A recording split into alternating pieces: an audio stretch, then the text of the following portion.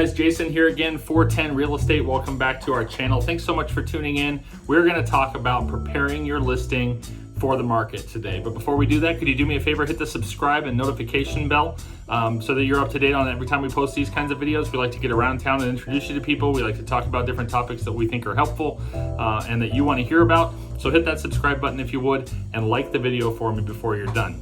Now, on to today's content. I wanted to talk with you about preparing your home for the market. A lot of people will ask me, do I need to, in this day, I could just throw my market out or my house on the market, right? And I don't have to worry about getting it ready or doing anything crazy. I can just throw it up as is and it'll sell because the market's so hot, correct?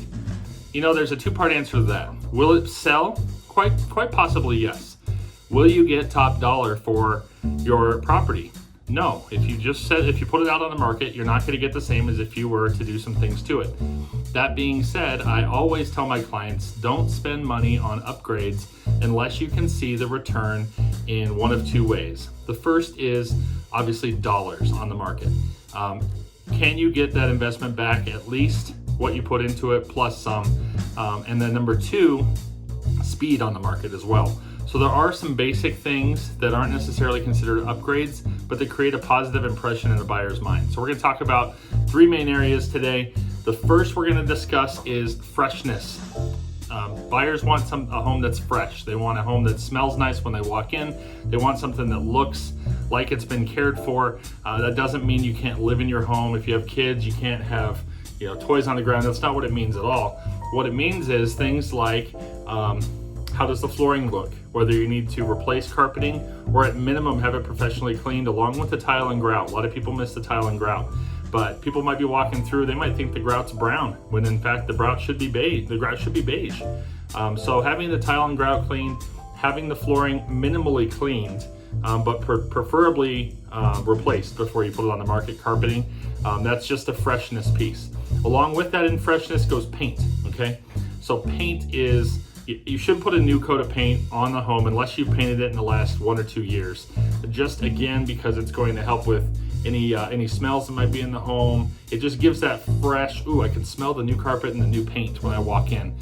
So that is something that's relatively low cost that you can easily get your money back and you'll help your speed on market. Number two is updates. So updates as much as possible. And again, do I mean you have to gut your kitchen if it hasn't been updated recently? Maybe not. It just depends on the market you're in, the town you're in, because some cities are going to require more of a updated, upscale type look to get top dollar. Others, you might be able to do some basic refreshes, maybe paint the cabinets. If you have Formica countertops, maybe you put a new Formica countertop on with the painted cabinets. You want to have light fixtures that are relatively up to date, none of that brass stuff that was back in the 70s and 80s. If you have things like carpets that are maybe older. We've actually been into homes where they still have what looks to be carpet from the 70s or 80s. It's probably not, but it looks that way.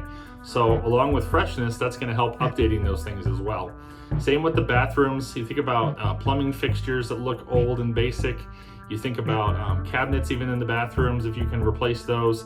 And then even things like toilets, if they're stained, if they're nasty, can you swap out a toilet for $100 and make that room look that much better? So upgrades is number two. But again, can you get your money back plus some, or can you increase your speed on the market, getting under contract for that top dollar?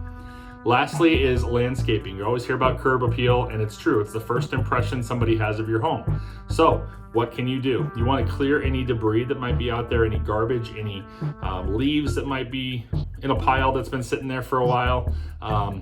You want to make sure there's no dead plants or trees. If there are, you can either remove them or replace them depending on what the yard looks like and what the HOA guidelines might be, if you have an HOA. And then just have it trimmed and cleaned up. You want everything blown out nicely. You want your grass trimmed and mowed. You want to have any weeds taken out of the property, and just keep that up throughout the time on the market as well. Don't let the yard go just because you got your photos done and now it's okay to move forward. So that's landscaping. So once again, number one, freshness. Number two, updates as much as possible if you can get your money back or increase speed on the market. And number 3, landscaping. Hit that curb appeal, and it does go for the backyard as well. Side note, if you have a pool, make sure that if it's green, you service that. Make sure if you need some basic type of upgrades to the pool, basic maintenance features, if there's missing travertine tiles that need to be replaced or something like that. Again, we're looking at what is going to increase your dollars back. And number 2, every buyer is going to walk into your home and they're going to make a list. They're gonna make a list of everything they have to do when they walk in. I gotta replace the floors, I gotta paint, I gotta update the kitchen, I gotta blah, blah, blah, blah, blah, whatever it is. You want, as a seller, you wanna make that list as small as possible without compromising value, obviously, for what you're spending. So I'd be happy to talk with you more, answer any questions. Comment below if you just recently sold your home, maybe something that you upgraded that you thought was a good value, something easy. Even things like moving furniture out of the way. We've talked about staging in previous videos, but lots of little things that can go a long way in terms of value. I hope this was helpful. If it was, please share it with a friend, and we will see you again next time.